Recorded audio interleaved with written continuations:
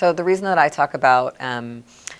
and violence facing communities in terms of life shortening, or sometimes I talk about the distribution of life chances, is because I'm trying to get us to think in a material way on the ground about why some people's lives are affected by lack of health care, lack of adequate nutrition, being exposed to more pollutants because they live in a neighborhood that's been targeted for that kind of industry. Those kinds of sort of really material, harmful conditions that face us and that I think our communities are trying to resist and resolve. I'm trying to talk about that because I want us to move away from a conversation that's solely about whether we can get the law to say good things about us, whether we can say,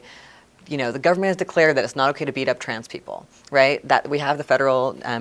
Matthew Shepard, James Byrd hate crimes law, and people see it as a big stance against violence. Of course, it won't prevent the violence that we're talking about, and all the actual material conditions shortening our lives are happening all the time, right, and are being exploited and increased by austerity measures and other moves from that same government that now declares that our deaths are a problem, right? So I think that part of what the book is trying to do is shift us away from asking what does the law say about us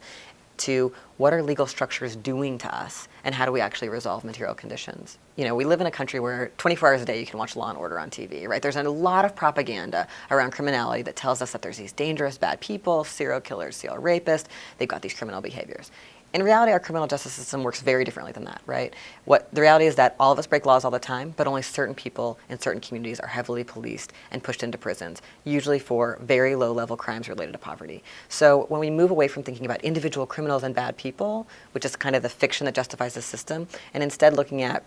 these giant nets that are cast over primarily people of color and poor people communities to bring in more and more people into these private prison systems where prison guards unions and prison corporations are seeking to influence politicians to pass more criminalizing laws that will fill the beds and make more money. So it's a very different way of thinking about what criminality is and what crime is and what we would actually do to try to have a safer country.